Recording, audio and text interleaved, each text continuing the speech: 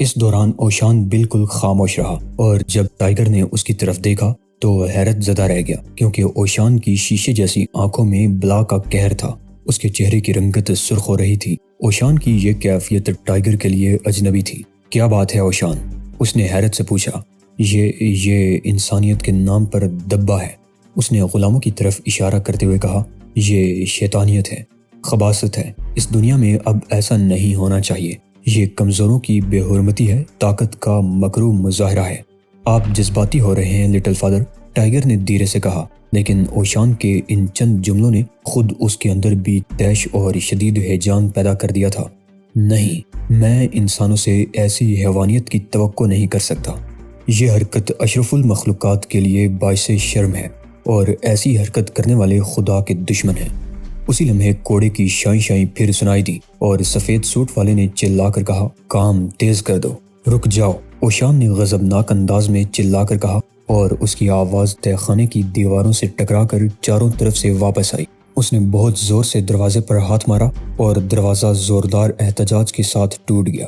دروازہ ٹوٹنے کی آواز اتنی زور سے گونجی جیسے کوئی بم پھٹ گیا ہو۔ پھر اوشان کسی چھلاوے کی طرح اس حال میں داخل ہو گیا، رک جاؤ وحشی، انسان تمہارے غلام نہیں بن سکتے۔ ہنٹر والے نے حیرت اور غصے سے اوشان کی طرف دیکھا۔ غلاموں کی نظریں بھی ان کی طرف اٹھ گئیں، لیکن وہ ایک نحیف اور زرد بوڑھے کو دیکھ کر مایوس ہو گئے۔ تاہم بوڑھے کی آنکھوں سے نکلنے والے شعلے دیکھ کر کچھ ہمت ضرور بن گئی۔ ہنٹر والا، جس کے ایک ہاتھ میں ہنٹر اور پہلو میں ریوالور تھا، کود کر فرش پر آ گیا۔ اس نے کوڑا گھما کر اوشان پر وار کیا، لیکن جو ہی کوڑا اوشان کے قریب پہنچا، اس کے تربیت یافتہ ہاتھ نے کوڑے کو پکڑ لیا اور جب کوڑا واپس گیا تو اس کی لمبائی 1 فٹ کم ہو چکی تھی۔ ہنٹر والے نے کوڑے کو ایک بار پھر کھینچ کر اپنے سر کے اوپر سے گھمایا اور اوشان کے کندھے پر مارنے کی کوشش کی۔ یہ ایسا وار تھا جو کارگر ہوتا تو اوشان کے کندھے کی ہڈی ٹوٹ جاتی۔ اس مرتبہ اوشان نے کوڑا پکڑ کر چھوڑنے کے بجائے اسے اپنی طرف کھینچ لیا اور سفید کوٹ والا ماسٹر کے قدموں پر گر گیا۔ اسے یوں محسوس ہوا جیسے کسی مقناطیس نے اسے اپنی طرف کھینچ لیا ہو۔ اس نے کوڑا چھوڑنے کی کوشش ضرور کی مگر اس میں ناکام رہا، کیونکہ کوڑا اس کی کلائی سے کسی سانپ کی طرح لپٹا ہوا تھا۔ اس نے گرتے ہی ہولسٹر پر ہاتھ مارا اور ریوالور اس کے ہاتھ میں آ گیا۔ اس نے لبلبی پر انگلی رکھی، لیکن لبلبی دبانے کی اسے حسرت ہی رہی، کیونکہ اوشان کی انگشت شہادت نے اس کی ریڑھ کی ہڈی پر ضرب لگائی تھی اور ہڈی ہلکی سی آواز کے ساتھ ٹوٹ گئی۔ اوشان نے حقارت سے اس کی طرف دیکھا اور پھر جب ہنٹر والے کی آخری سانس بھی اپنا سفر ختم کر چکی تو اس کی نظریں غلاموں کی طرف اٹھ گئیں جو تالیاں بجاتے ہوئے اسی کی طرف دیکھ رہے تھے۔ وہ ان کی طرف بڑھ گیا اور اس کو اپنی طرف آتے دیکھ کر وہ قدرے خوف زدہ ہو گئے۔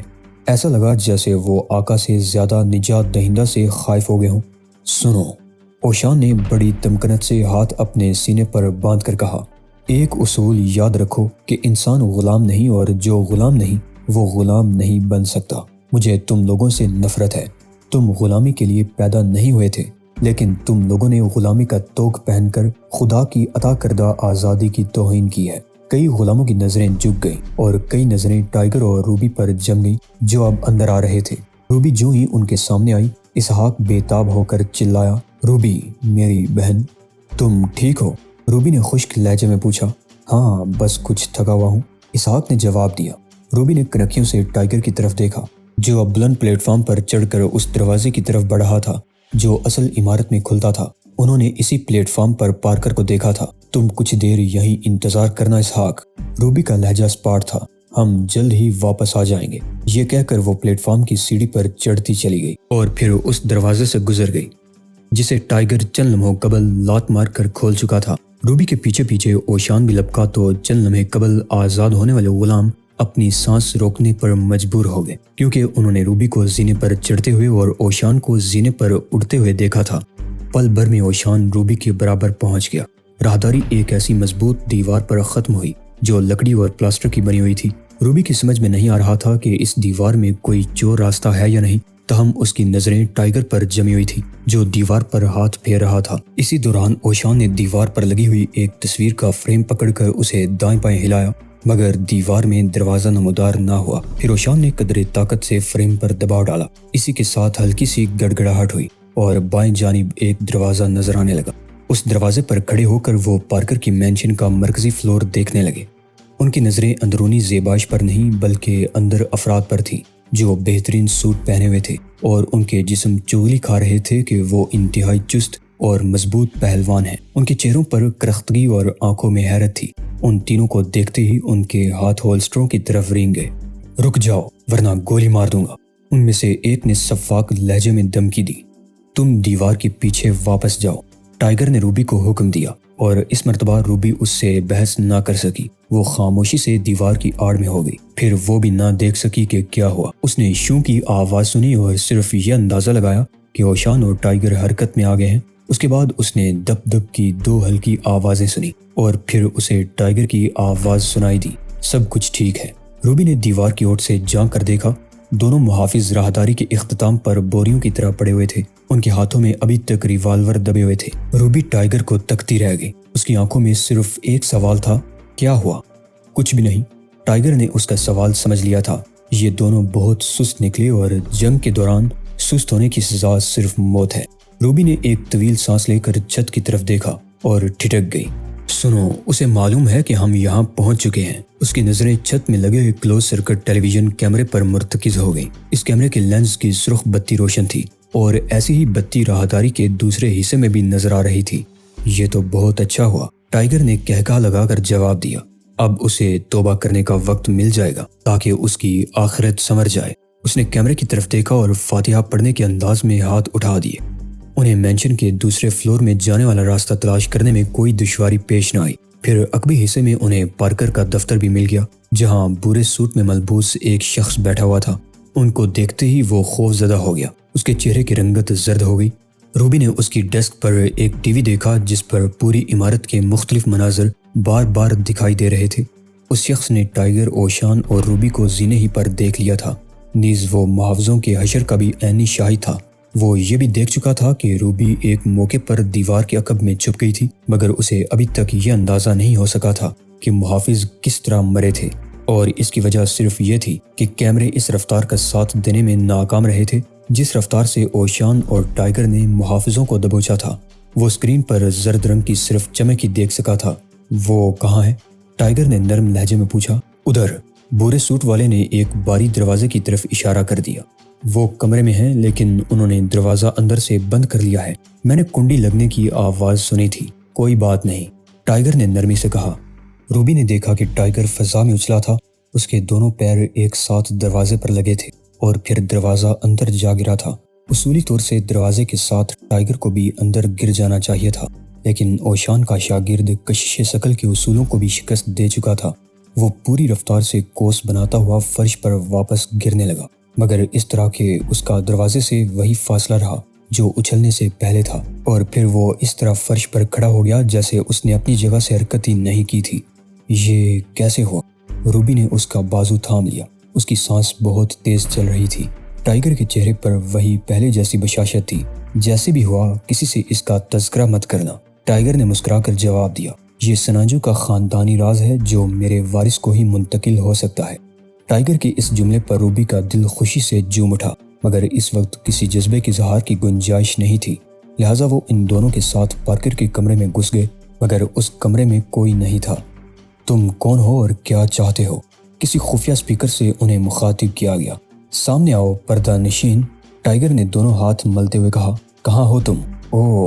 وہ ادھر رہا۔ اوشان نے انگلی سے ایک بک شیلف کی طرف اشارہ کیا۔ آواز اسی سمت سے آ رہی تھی۔ وہاں یقیناً کوئی اسپیکر چھپا ہوا تھا۔ ٹائیگر کمرے کی عقبی کھڑکیوں کی طرف بڑھ گیا۔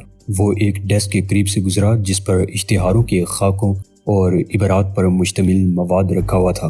روبی نے بھی ان اشتہاروں کی طرف دیکھا۔ ہر اشتہار نسل پرستانہ نعرے پر مبنی تھا اور ہر اشتہار کی پیشانی پر رنگ داروں کے خلاف اتحاد لکھا ہوا تھا۔ یہ اشتہارات چھپنے کے بعد یقیناً خفیہ طور پر تقسیم کیے جانے والے تھے۔ ایک اشتہار میں لکھا تھا کہ فردوس کو فردوس بنانے کے لیے دور غلامی کی واپسی ضروری ہے، جہاں حکمرانی کا حق صرف سفید فام نسل کو ہونا چاہیے۔ ایک اشتہار میں جنوبی افریقہ کی نسل پرست حکومت کو یہ کہہ کر خراج تحسین پیش کیا گیا تھا کہ وہاں سیاہ فاموں کی حدود مقرر کر دی گئی ہے۔ ایک اشتہار میں مطالبہ کیا گیا تھا کہ سیاہ فاموں کو غلام بنانے کے لیے مسودہ قانون کی تجویز پر فوری ریفرنڈم کرایا جائے۔ تم کون ہو؟ پوشیدہ اسپیکر سے ایک بار پھر آواز سنائی دی۔ ادھر ٹائیگر نے اشارے سے اوشان کو کھڑکی کے قریب بلایا۔ اوشان نے کھڑکی سے دیکھا، باہر گودی میں لانچ کھڑی ہوئی تھی اور لانچ پر پارکر موجود تھا۔ لانچ کے انجن کی آواز سنائی دے رہی تھی اور پارکر کے ہاتھ میں مائکرو فون نظر آ رہا تھا۔ ٹھیک، بالکل ٹھیک۔ اوشان اس بات میں سر ہلانے لگا۔ دونوں کی نظریں گودی تک پہنچنے کے لیے اس راستے کو تلاش کرنے لگی جو پارکر نے کمرے سے فرار ہونے کے لیے اختیار کیا تھا۔ انہیں یہ راستہ تلاش کرنے میں زیادہ دشواری نہیں ہوئی۔ کمرے کے عقبی حصے سے ایک زینہ نیچے جا رہا تھا۔ تم یہیں ٹھہرنا، ٹائیگر نے سرگوشی میں روبی سے کہا تاکہ پارکر نہ سن سکے۔ اسے یقین تھا کہ پارکر نے کمرے میں ہونے والی باتیں سننے کا بھی انتظام کر رکھا ہوگا۔ ہم اسے پکڑنے کی کوشش کریں گے، تم اسے باتوں میں لگانے کی کوشش کرو۔ مگر میں اس سے کیا کہوں؟ روبی نے جزبز ہوتے ہوئے پوچھا۔ اوہ، یہ تم مجھ سے پوچھ رہی ہو؟ تمہارے پاس تو لفظوں کا خزانہ رہتا ہے۔ اچھا سنو، بس یہ سمجھ لو کہ لانچ میں کھڑا ہوں اور تم مجھ پر گرج برس رہی ہو۔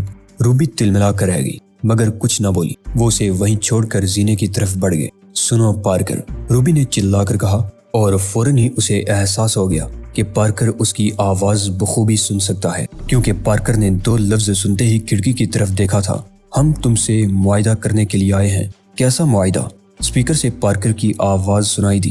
یہی کہ ہم سیاہ فاموں کو 2 وقت کی روٹی حاصل کرنے کا حق ہے اور تمہیں حکومت کرنے کا۔ ہم بھی تمہارے اس نظریے سے پوری طرح متفق ہیں۔ شکریہ، ہم اس قسم کی حمایت کی قدر کرتے ہیں۔ مگر تم کون ہو؟ روبی نے اسی لمحے 2 دبوں کو گودی کی طرف بڑھتے دیکھا۔ ان کی رفتار اتنی تیز تھی کہ وہ پل بھر میں گودی تک پہنچ گئے اور پھر لانچ کی طرف لپکنے لگے۔ پارکر کی پشت ان کی طرف اور چہرہ روبی کی طرف تھا۔ ہم تمہاری موت ہیں پارکر۔ روبی نے یہ دیکھ کر کہکا لگایا کہ وہ دونوں جلد ہی پارکر تک پہنچ جائیں گے۔ تم انسانوں کے فضلے سے بھی بدتر ہستی ہو۔ روبی کے لہجے میں فاتحانہ رنگ تھا۔ ابھی پارکر کچھ بھی سمجھ نہیں سکا تھا کہ روبی نے بھی زینے کی طرف دوڑ لگا دی۔ وہ اپنا کام مکمل کر چکی تھی۔ وہ گودی پر پہنچی تو پارکر ایک کرسی پر بیٹھا ہوا تھا، جبکہ اوشان لنگر اٹھا چکا تھا اور ٹائیگر اس فکر میں مبتلا تھا کہ لانچ کس طرح چلے گی۔ روبی کو دیکھ کر پارکر نے نفرت سے منہ موڑ لیا، لیکن روبی شوخ انداز میں ہنس کر اس کی آنکھوں کے سامنے انگلیاں نچانے لگی۔ دیکھا، اسے کہتے ہیں شیر کو سوا شیر۔ ٹائیگر نے لانچ کنٹرول کرنے کا طریقہ معلوم کر لیا اور لانچ پانی کا سینہ چیرتی ہوئی آگے بڑھنے لگی۔ 5 منٹ تک لانچ پوری رفتار سے دوڑتی رہی۔ پھر ٹائیگر نے انجن بند کر کے اسے لہروں کے رحم و کرم پر چھوڑ دیا۔ وہ پارکر کی طرف واپس آیا تو اس کا چہرہ خوشی سے کھلا ہوا تھا۔ تم کون ہو؟ پارکر نے پھر سوال کیا۔ اگر تمہارا تعلق پولیس سے ہے تو اپنے کاغذات دکھاؤ۔ ہمارے پاس کوئی کاغذ نہیں ہے۔ تب پھر تمہیں میری لانچ پر قبضہ کرنے کی اجازت کس نے دی؟ طاقت نے، بالکل تمہاری طرح، روبی نے خشک لہجے میں جواب دیا۔ تم نے بھی تو طاقت کے بلبوتے پر لوگوں کو غلام بنایا تھا۔ تم نے اپنے تہخانے کو جیل بنا رکھا تھا۔ کیا میں غلط کہہ رہی ہوں؟ پارکر نے کچھ کہنا چاہا مگر سختی سے ہونٹ بیچ لیے۔ سنو ظالم انسان، روبی کے چہرے پر برہمی اور نفرت اود کر آئی۔ ہم بھی طاقت رکھتے ہیں اور تم بھی طاقتور۔ ہماری طاقت انسانوں کی بہبود کے لیے استعمال ہوتی ہے، مگر تم نے اپنی طاقت اور دولت کا استعمال لوگوں کو غلام بنا کر کیا ہے۔ لہٰذا طاقت کا استعمال کرنے پر ہم سزا کے مستحق نہیں بلکہ تم ہو۔ میں تمہیں خبردار کرتا ہوں کہ مجھے چھوڑ دو، ورنہ تم لوگوں کو سنگین نتائج بھگتنے پڑیں گے۔ میں خلوص دل سے معذرت خواہ ہوں مسٹر پارکر، ٹائیگر نے نرم لہجے میں کہا، لیکن تم جیسے درندہ صفت آدمی کو چھوڑ دینا ہم لوگوں کی عادت نہیں ہے۔ اچانک اس کا لہجہ درست ہو گیا۔ سنو، میں تمہارے بارے میں بہت کچھ جانتا ہوں۔ تمہارے اجداد نے جب سے فردوسی زمین پر قدم رکھا ہے، یہاں کے محنت کشوں اور عام لوگوں کا استحصال ہو رہا ہے۔